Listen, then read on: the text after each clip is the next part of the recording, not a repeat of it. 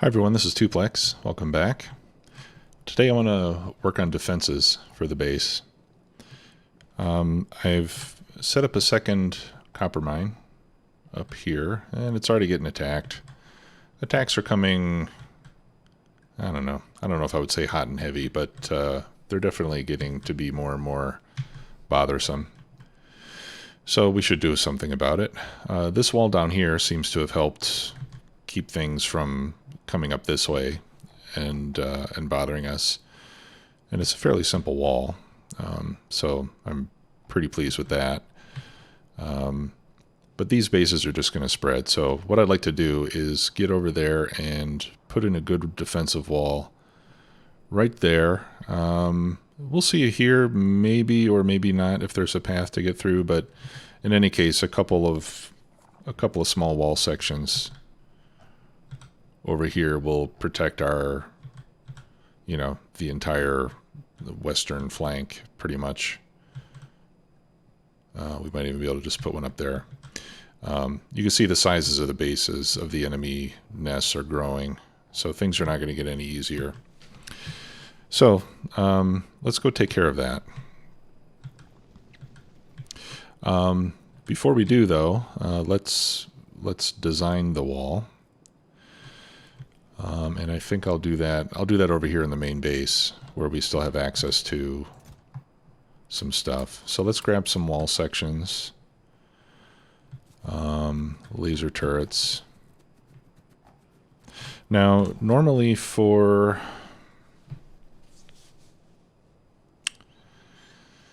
one thing you need when you're building a defensive wall and you have a lot of laser turrets and things like that, one of the things that you're going to need is you're going to need to supply the wall with supplies, with repair packs. You're going to need to have some extra parts on hand, like power poles, maybe a few turrets in case things actually get destroyed, so that you can have bots replace those things. So part of the design of the wall is going to include roboport coverage, and we will eventually need to expand our train network to be able to drop off supplies at various places along the perimeter of the wall, so that we can keep it under repair and make sure that that it's not deteriorating too much, because it's going to be continually attacked and attacked and attacked. So the best way that we can deal with that is just by having some good repair and keep it supplied, and continually increase our offensive capabilities so that we can hopefully make sure that our damage output is keeping pace with the evolution of the biters. So usually when I design a wall, the design is fairly simple. But the other thing that I want to build, we're building laser turrets. The other thing I want to get, though, are flame turrets, or flamethrower turrets, rather. These things are extremely effective at killing biters, especially for large attacks. You'll see when we set it up, but laser turret or flamethrower turrets are they're a little bit slow because when you shoot the flames kind of shoot out, and they don't actually do any damage until they hit the ground. So they're not really good for just 2 or 3 biters coming in and moving around rapidly, because by the time the flamethrower turret shoots, they're going to be in a different area anyway. But they are good for large attacks. So when you have a big bunch of biters and they're all in front of the wall, the flamethrower turrets do massive amounts of damage. So I want to include those in the wall design, which means we should automate the assembly of said flamethrower turrets. For that, we're going to need engines. What else do we need? Gears, steel, pipe, and engines. Well, I have steel and pipe here. Oh, and gears. And engines. So these are actually all the ingredients of engines plus engines. So we can probably set that up right over here. Let's try it. Flamethrower turrets. The trick is going to be getting some engines brought over. But looks like that won't be too much of an issue.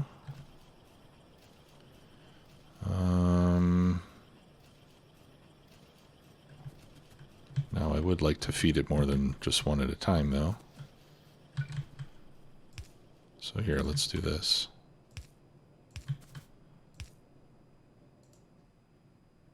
Oops.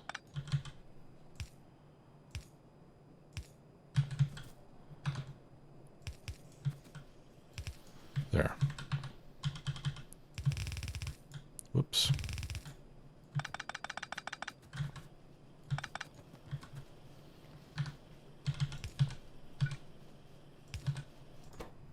Okay, so there's the engines.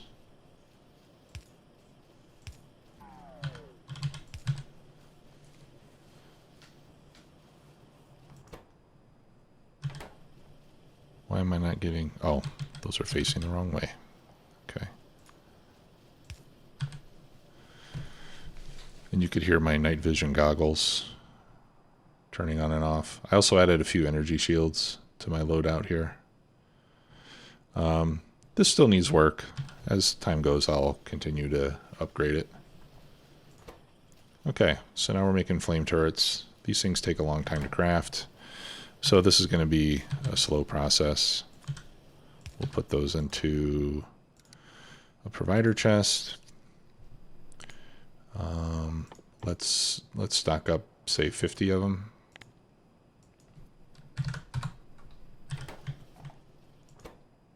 Less than.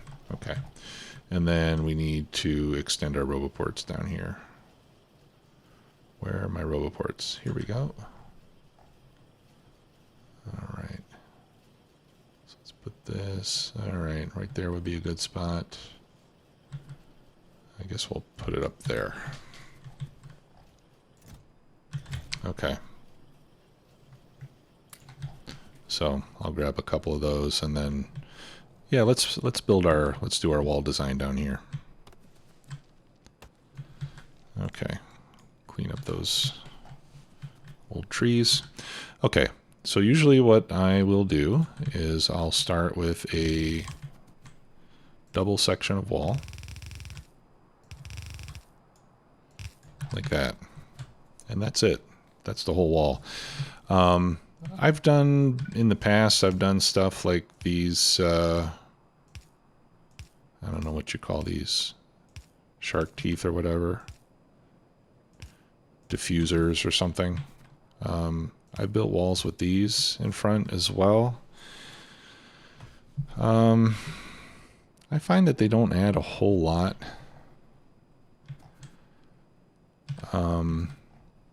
They can help slow down a little bit, but I've not found that they helped a whole lot. Let me see if I have in my... here we go. I've got a blueprint book of a wall design that I built before. Let's use that. Okay. Yeah, this is how I did it before. Okay. There's not quite enough room here, but let's let me throw this down. Or you know what? Let's just look at the blueprint and I'll explain how it's designed. Okay. So here we have one section of wall. It's covered with roboports, as I mentioned. The roboports are set fairly far back from the wall so that they don't get damaged by spitting biters that get close to the wall. Out in front of the wall, you've got these, like I said, shark teeth or checkers or diffusers. I don't know what you want to call it, but these basically slow down the biters as they get close to the wall. Slowing them down right about here is good because that is just within the range of the flame turrets, which are sitting back here. And then we have the laser turrets up front. Okay, so as the biters come in, they're going to get into the laser turret range first. The lasers will start to weaken them. In many cases, they will kill outright. And then as they get closer, they'll get into this area. They'll get slowed down a bit, and then the flame turrets will finish them off. And I found that with this design, even with a lot of biters on the map, they very rarely got within range or got up to the wall itself, except for very big attacks. Most of the time, they would be decimated before they got a chance to do any damage to the main wall or to damage any of this stuff back here. Now, this is a lot of laser turrets, right? And we're not making laser turrets in massive quantities right now. All right, something just got destroyed. They destroyed my radar. So now the question is, are they destroying other stuff too? So we're going to have to go up there and see. So that design that I just showed you, I would say is kind of like an end game wall design that I would use for late in the game, where I have high production capacity and I can make hundreds of laser turrets fairly quickly. But we're not there now. You know, we're still in, you might call this the mid game. You know, where we haven't even launched a rocket yet. We're still unlocking technology. So I think what we'll do is we'll make a simplified version of it. Okay, all right, so that's not too bad. Looks like they took out the radar. Uh-oh, no, don't go anywhere. Don't go anywhere. I still need a ride back. Okay, we still have ammo. But let's add a couple laser turrets along with the gun turrets.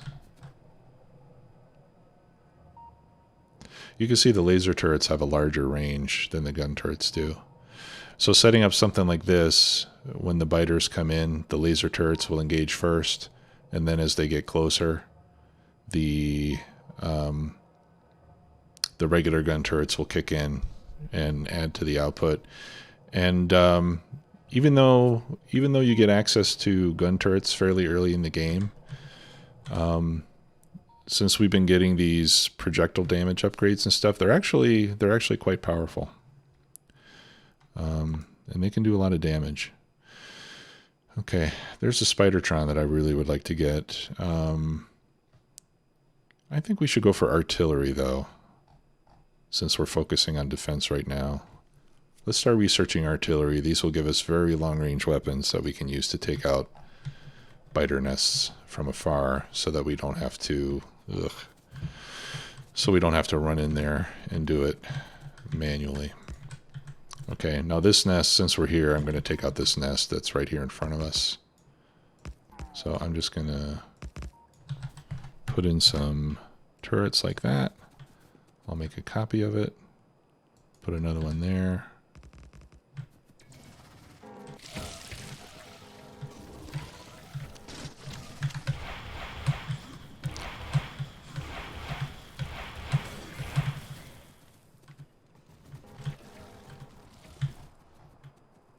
Okay. Well, that's a lot easier than it used to be, isn't it?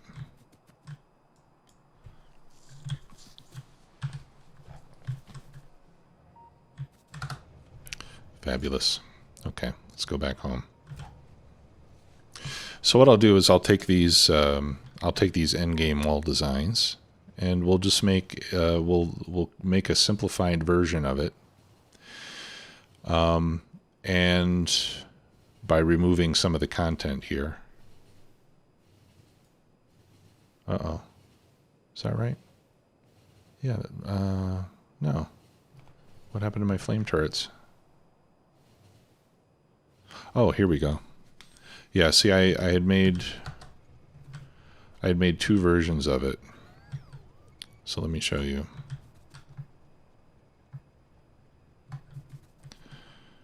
Right, so this is kind of the starter wall, where it's just laser turrets. And then Here's the version that has flame turrets added to it. And I think I even had a version where behind the flame turrets there was a row of gun turrets as well. But eventually I got rid of the gun turrets just because it's just hard to feed him ammo and stuff. Okay. So let's actually start with the laser turret version. And I want to find a clear area. Well, here, let's see. What I want to do is I want to copy that blueprint and then edit it. Create copy of this. Nice. Okay. So let's call this the mid-game wall. Okay, now we have buffer chests here that we can use to store spare parts. But for now, I'm going to remove those.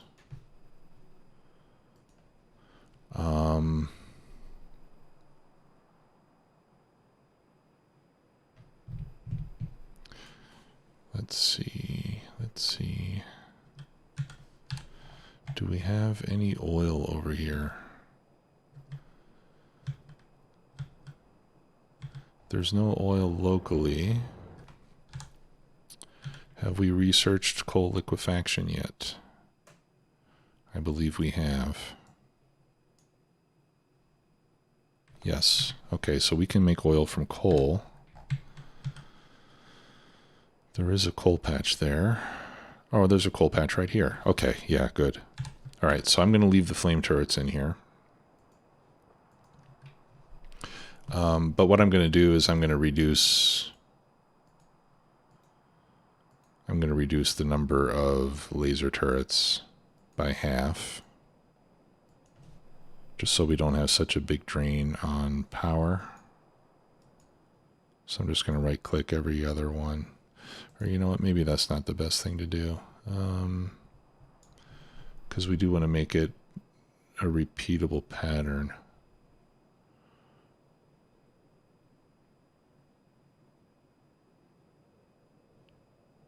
Let's see. Yeah, because these are slightly off.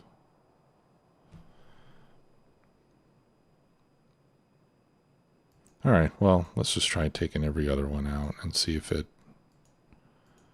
repeats. I don't know if I have an even or an odd number of turrets here, so there. That way we'll use fewer materials. Okay. Now to build that, we're going to need a lot of wall sections. We're going to need a lot of laser turrets and stuff like that. So let's fill up our train with the stuff that we're going to need to build this. So what I'm going to do here is I'm going to start to put in some slot filters on this train wagon. So we'll put in a couple rows of walls. Let's put in, I don't know, 4 slots for turrets. Let's put in a couple slots for flame turrets. And roboports.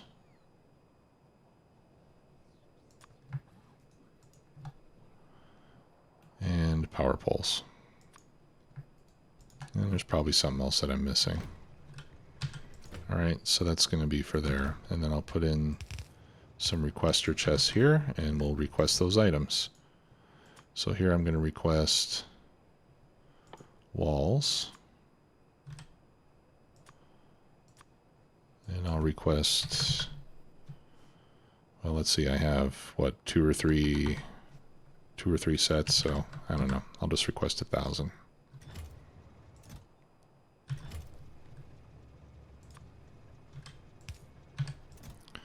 Okay, we'll request laser turrets.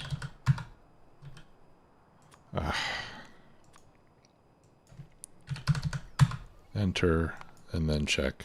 That's kind of annoying. We'll request the flamethrower turrets. Actually, these we should make 200.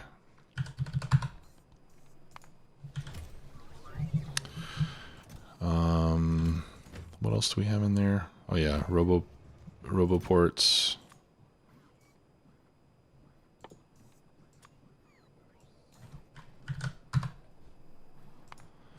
And power poles.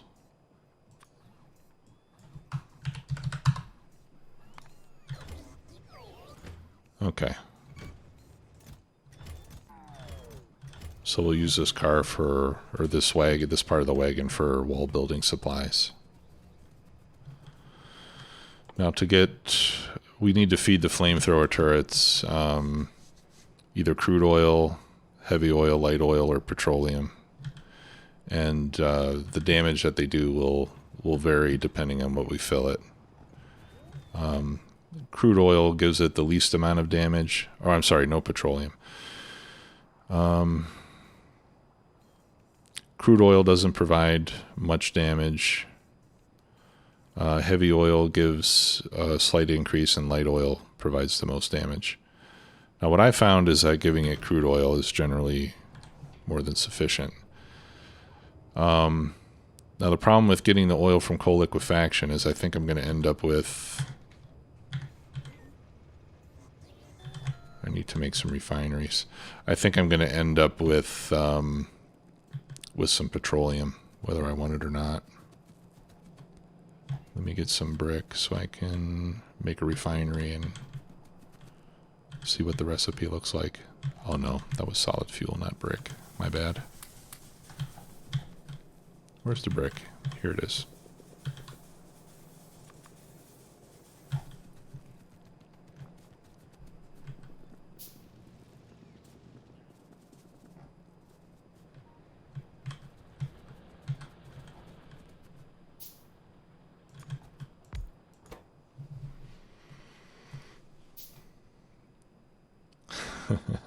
That looks like some kind of a crazy face on that drop of oil. All right. Yeah, so we're going to get a little petroleum out of that. But, you know, we can just turn the petroleum into solid fuel and dump it into some chests. And we can use the heavy oil and light oil. Well, we'll just use the heavy oil, I guess. We'll convert the light oil into solid fuel as well, and then we can use that to feed the boilers to make the steam, and the rest of it we'll just dump. Okay, so I'll need a few. Oh, I've already got some chemical plants. Okay. All right, so let's see how our train is doing on filling up here. Okay, we're almost there. We'll give this another minute, and then we'll go and start building our wall. I'll be right back. I'm going to pause. Okay, it's almost full. I think we've got enough to build with. It's going to take a while for flamethrower turrets to get built. Oh, you know what else? Okay, I've got some pipe. Let's go see what we can get done. Alright, so I'm going to go up here, and then I'm going to block all the traffic with my train. Oh, I should note that the additional copper mine that I made is being serviced by the same train. Okay, so I'm using one train for both of those mines because the mines take a while to mine out enough to fill a train anyway.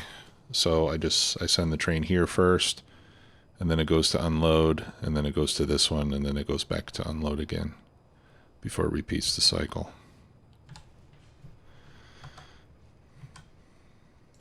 Nope. Stay. Okay. And then let's just do something temporary here. Just to get this guy out of the way. So we don't interfere with traffic. There.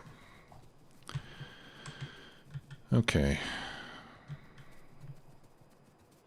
So we'll head down to the wall. Let's bring power with us. We're going to need that.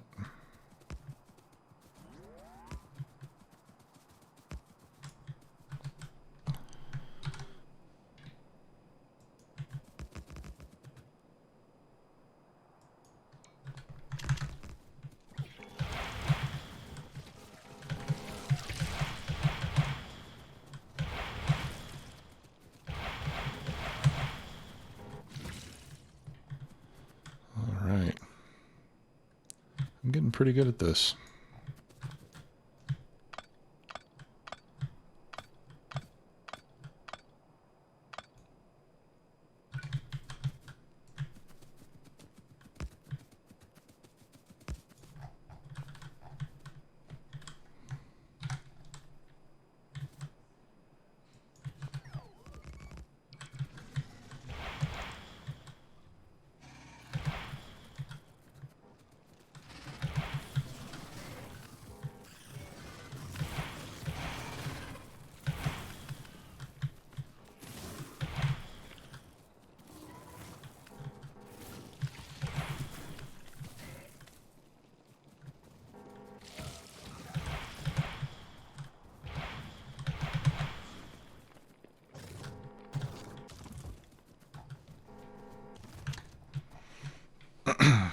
All right. So that got them cleaned up. So right about here is where we'll put the wall. Let's find the, there we go, the mid-game wall. And we'll plop it down, I don't know, right about here. Yeah, let's put it right about there. Or you know what, let's, yeah, that looks good.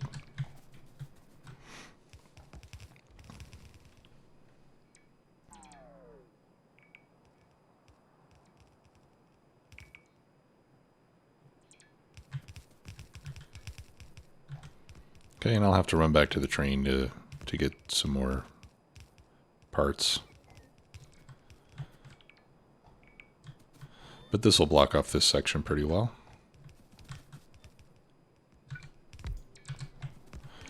Oh, and I didn't bring any bots with me. We'll have to bring some construction bots and repair packs to throw in here. Like I said, at some point we'll need to set up a supply train. But for now we can feed it some bots and a couple stacks of repair packs, and that should keep it going for a while. Alright, let's get the power hooked up. Okay, and this little bit of water, and this, maybe there was a bit of water there too. What's getting damaged? Okay, I'll need to take those out.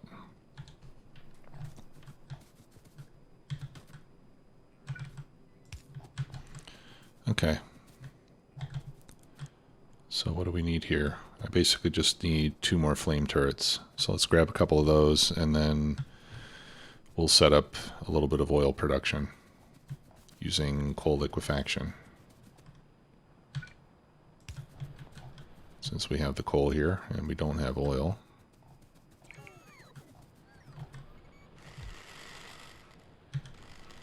Let's see, how many laser turrets do I have? Okay.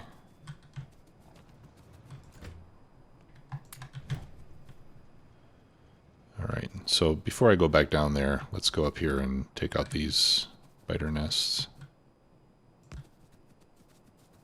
So I'm just going to start bringing power poles with me, and that way I can set up that little turret thing there that'll help me kill them.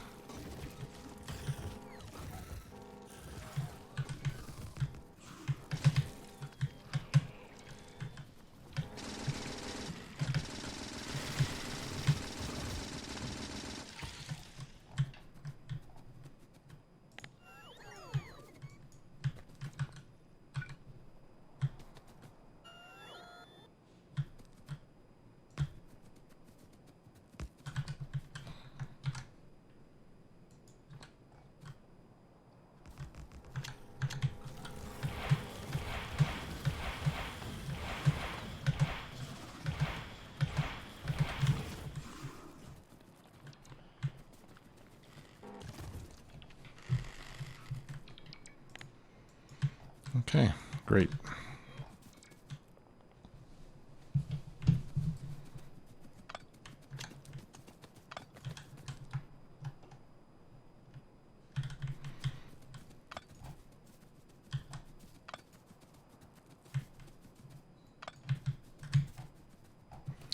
All right, well, that'll give us a little bit of relief. Okay, so we'll do the coal liquefaction right over here. So, oh, I needed to bring some heavy oil with me. All right, well, I think one of these is going to be enough, but I do need to go back to get a little bit of heavy oil. The coal liquefaction process takes heavy oil and steam as an ingredient, and then along with coal, it'll make more heavy oil and light oil and petroleum. This is not really necessary, is it? Okay. The problem is that, yeah, look at this. Yeah, they still do have a way to get across here. So what I'm going to do is let's just try to brute force this particular crossing here. Hopefully they won't bother it too much, and maybe we can get away without having to put any additional defenses over here. I would hate to have to extend the wall all the way down there just for that little tiny little bit. Okay, what is it now? All right.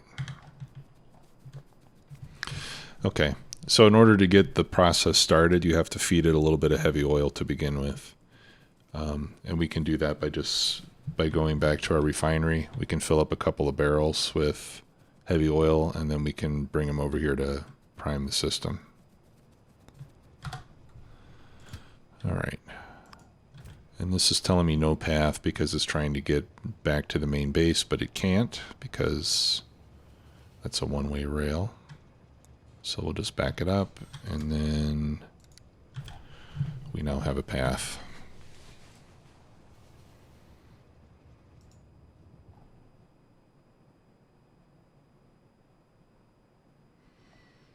Yeah, and the problem here is that, okay, here it comes. Is that a turret or repair pack? Yeah, it's repair pack.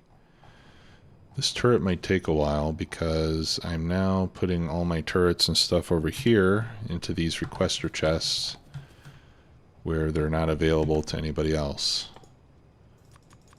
So what we can do to avoid that is we can replace those with buffer chests.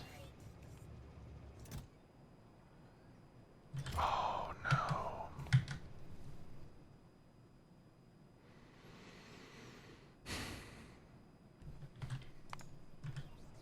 Those were active provider chests, not buffer chests.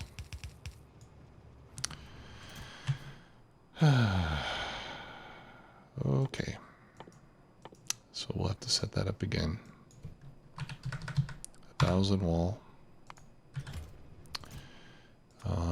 Some laser turrets.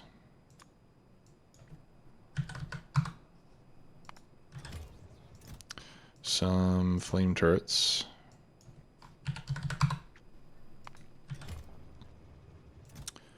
Some power poles. Yeah, we'll just leave it at 50. I don't think we're going to use too many of those. What else? Roboports.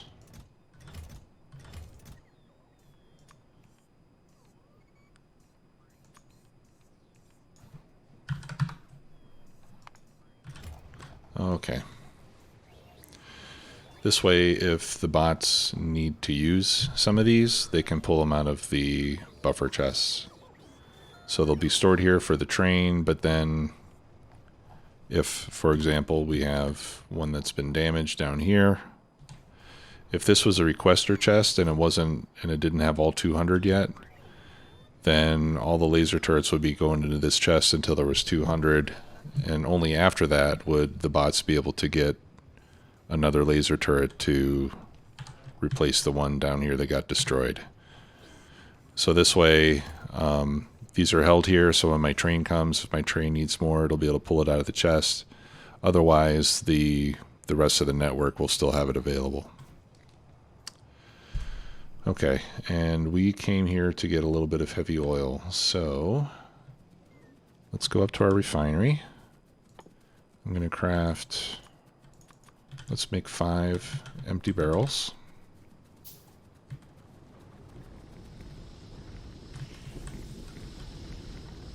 Okay, and then I am going to put an assembly machine right here next to my heavy oil pipe. And I'll use the fill heavy oil barrel recipe, turn it around so that it's connected, give it the empty barrels, and now I have 5 barrels, each one of which contains 50 heavy oil. And then we'll take that over with us. And then we'll use the recipe to empty the barrels to get them into our pipes. Okay, so let's go back up there so that we stay out of the way of our traffic.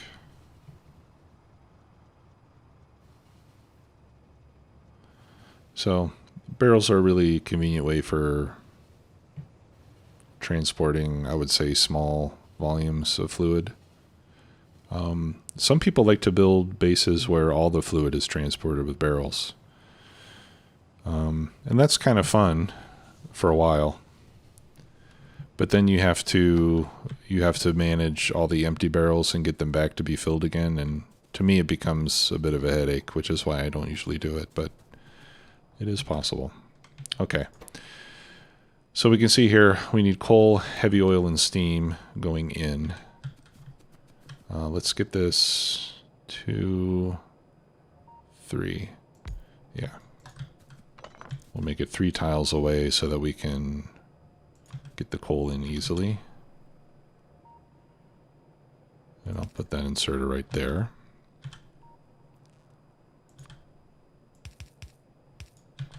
And then steam we can get from your standard run-of-the-mill boiler like we use for the steam power. I need some stone for that. Let's go grab a little bit of stone.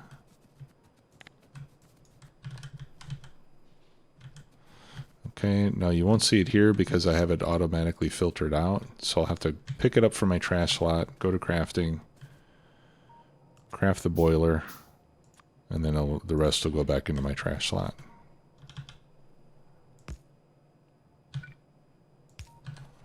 Okay.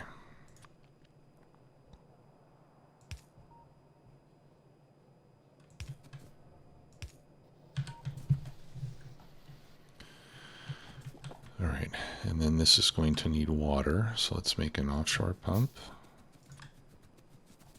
We'll hook it up over here, and then connect this to the boiler.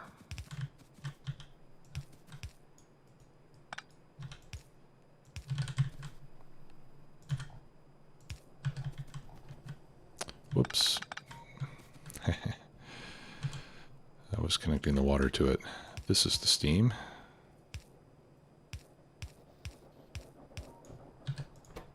There we go. And then we just need the heavy oil. Now, we need to make sure that, well, we can see in the recipe that we use 25 heavy oil, and then we get 90 heavy oil out. So once we prime the system, it'll always make enough heavy oil to keep itself running. We just have to make sure that we loop the heavy oil output back into the input. Like that.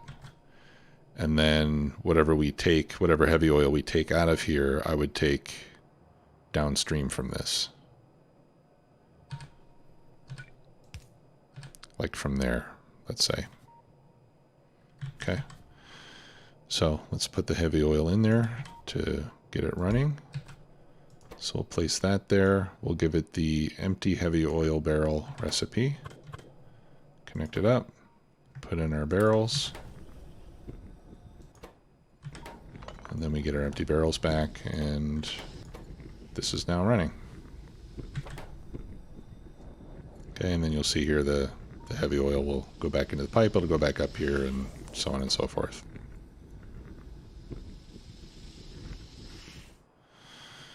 Okay. Actually, I have an idea. Now, the petroleum, like I said, we can use to make solid fuel. Let's see. So let's do that. Let's do a chemical plant. I could even put it right there, couldn't I? And let's make solid fuel from petroleum.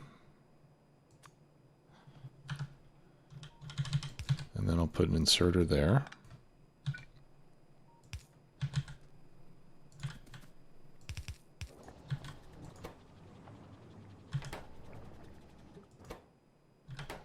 All right. So this will use up, I hope, all of the petroleum. We'll see. I'm not sure how fast it's going to get used, to be honest with you. So I'll put a tank on there as well, so it can overflow. And then I think what we can do is the rest of the heavy oil, we can crack it into light oil. Now this is going to give us 20 light oil every 5 seconds.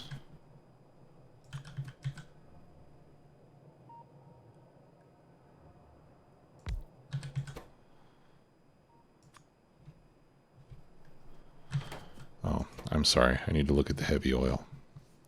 It's going to give us 90 heavy oil every 5 seconds minus the 25 that we need to keep it running, which is going to be a net of 65 heavy oil every 5 seconds.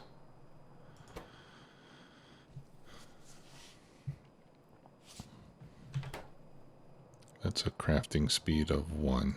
Okay. 65 every 5 seconds, which is, what, 13 per second? Yeah. 13 per second heavy oil. And this will use 40 every 2 seconds, 20 per second. Okay. So one of these is enough to take care of the light oil. Let's make another tank.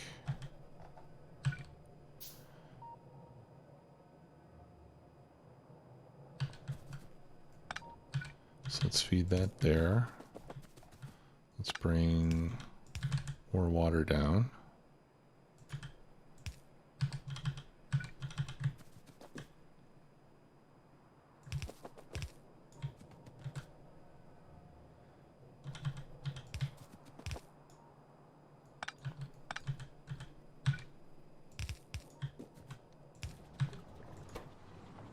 Okay, so this will use up the excess heavy oil. I'm going to turn it off now because I don't want this pipe to completely drain. Well, I guess it won't. And I've already got enough heavy oil in here for the next cycle. Okay.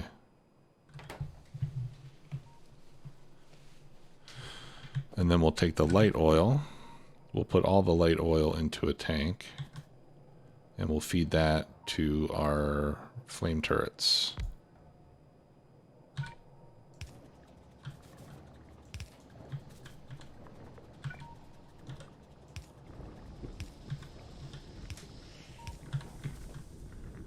And that'll give us the most damage for the flame turrets.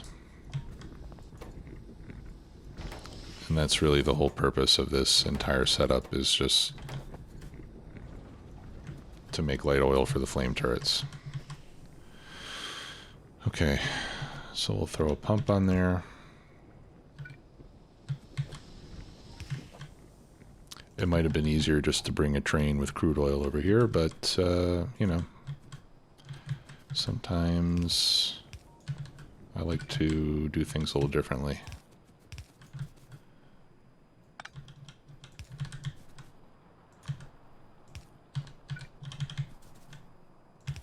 And this also demonstrates what you can do with coal liquefaction.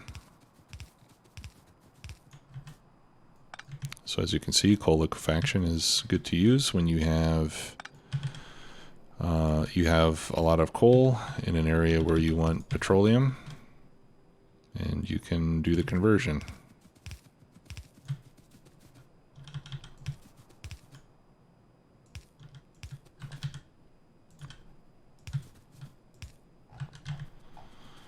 Okay. Great. So now the oil turrets, or the flamethrower turrets, are fueled. So let's see these things in action. I'll put a hole in the wall here so I can run over here and make them come after me. There go the flames. And they are dead. Now here's a bit of a problem. And there's not much you can do about it, at least not as far as I know. Oh, I didn't want to do that. The flame turrets, when your bots go out to repair stuff, they will get damaged by the flames, and you may even lose bots. So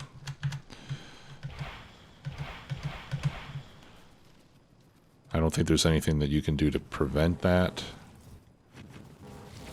other than just try to keep the damage to a minimum. Now the bots can repair each other, but you know, eventually they will run out of power packs or repair packs. Speaking of which, I didn't bring any of that stuff with me, so I'll just whoops. I'll just load in the repair packs that I have into there, and I'll give it, say, 6 of my bots. 6 of my 50 bots, and this wall is good to go. Oh, and let's throw a radar over here so we can see what's happening. That would be nice too. And I'll put the radar back here so it's out of the way. And hopefully it doesn't get attacked.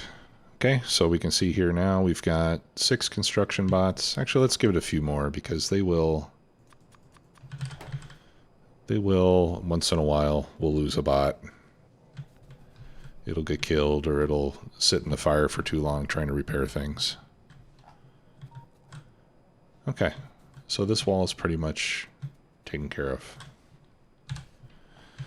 And we plugged this up too with some fairly thick sections, so I think it's unlikely that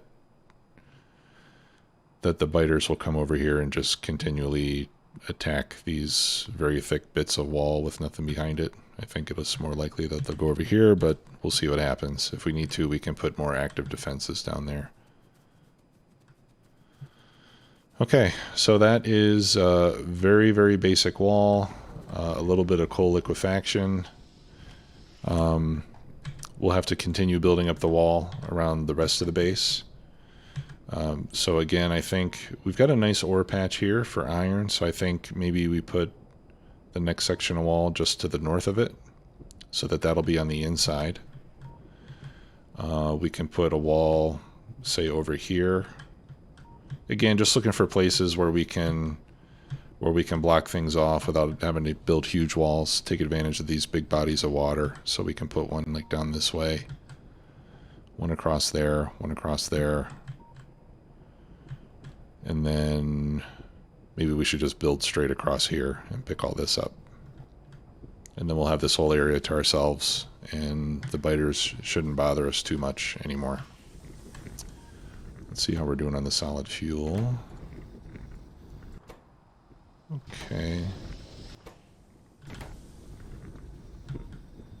Yeah, I think we're probably going to eventually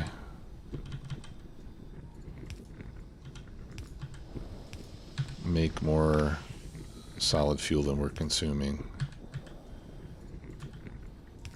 So we'll put a little buffer chest here. Actually, we could even put 2 buffer chests.